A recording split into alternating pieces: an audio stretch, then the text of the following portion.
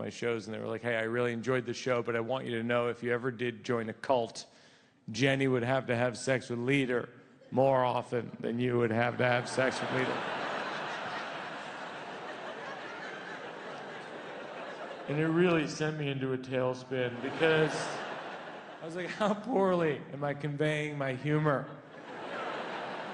If someone leaves my show and they think, A, I might join a cult, and B, that if I joined a cult, that I don't know that Jenny would have to have sex with Leader more often than I would have to have sex with Leader. So I want to take this moment in the show to point out that some of these are jokes. The point is, I'm in Rome with my family, and it's interesting. Everywhere in Rome that you go, there's these beautiful chapels and statues of Jesus and paintings of Jesus, to the point where I said to our tour guide, I was like, was he here?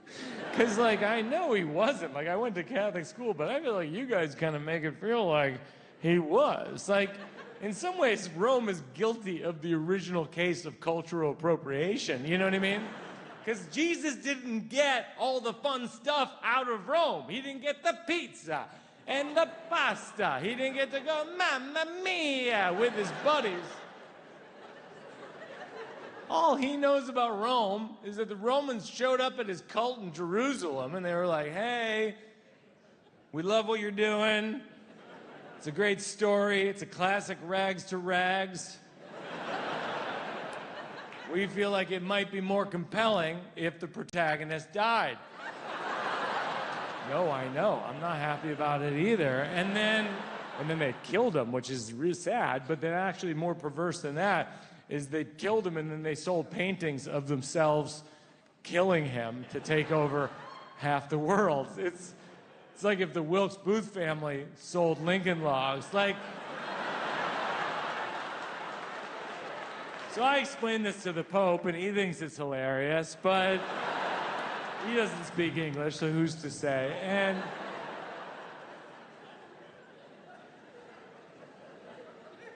no, we actually didn't perform for the Pope, which I felt like was a missed opportunity, because there was a lot of great comedians there. It was like Chris Rock and Stephen Colbert and Conan O'Brien and David Sedaris and all these people, and me. And by the way, I get that I'm at the bottom of that list. Like, they called me in May to go in June. I'm pretty sure there was an April list, and they got some no's, and then the Pope was Googling comedian on his Dell laptop. And his last name is Bergoglio, and my last name is Birbiglia. And I think he was like, it's a Birbiglia, I'm a Bergoglio. It's my long-lost cousin. And he doesn't talk like that. He's not even Italian. He's from Buenos Aires, but I don't think the comedy community has signed off on that as an accent yet. So until that happens, Mamma Mia, I'm the Papa! We make a pizza with the Eucharist! My dad wouldn't love that joke either. No, we didn't perform for the Pope. The Pope spoke to us, comedians, about comedy. Which is a great example of power corrupting. If you get to a point where you're so good at being a priest that you're like, I'm going to invite Chris Rock over to my house and tell him my thoughts on comedy. It's like if I showed up at NASA and said, I got some thoughts on rockets. I think we should build them and fly in them, but never on the outside like in cartoons. And that concludes my speech about rockets. Now, everyone kiss my wedding ring. Everyone's like, oh, it's sweaty.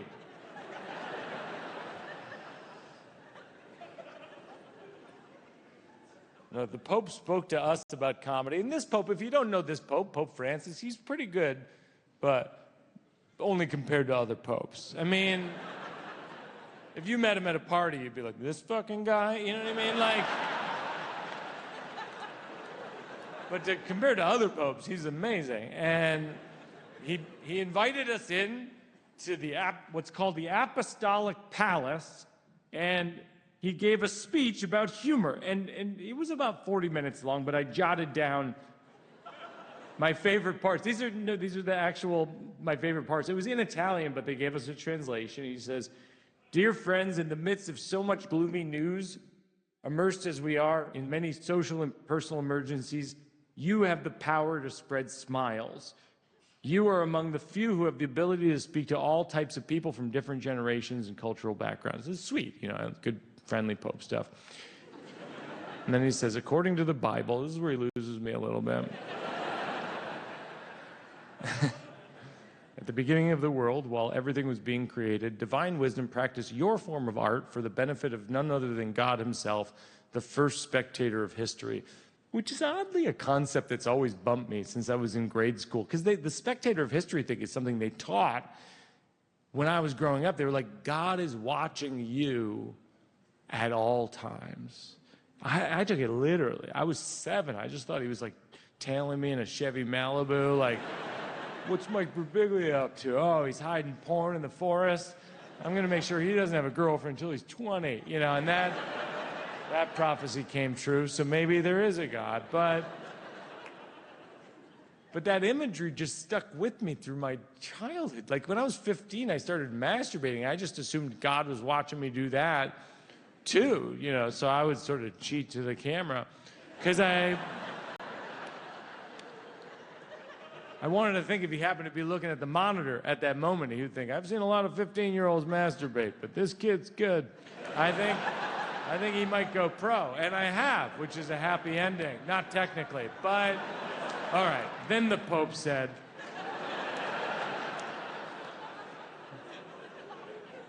I'm reminded of the story in the book of Genesis when God promised Abraham within a year he would have a son. He and his wife Sarah were old and childless. She was 23. Sarah conceived and bore a son in her old age, 24. Then Sarah said, God has made laughter for me. That is why they named their son Isaac, which means he laughs. And then finally he says, remember this. When you manage to draw knowing smiles from the lips of even one spectator, you also make God smile. Which I thought was nice. And then he gave us rosary beads. He gave us each a little green satchel of rosary beads that he blessed. And I brought them home to my parents in July. It was my dad's 84th birthday.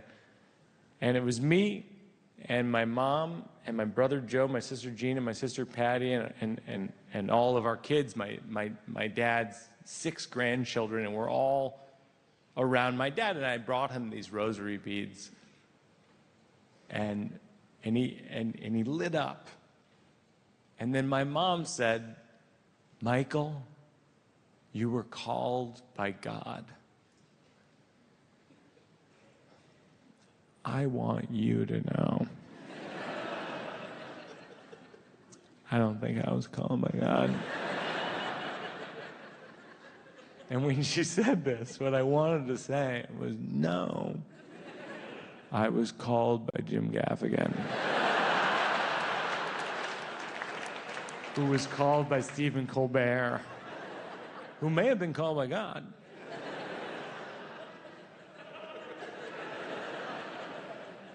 But when you've had a year like my parents have had, you find yourself saying things like, yes, I was called by God.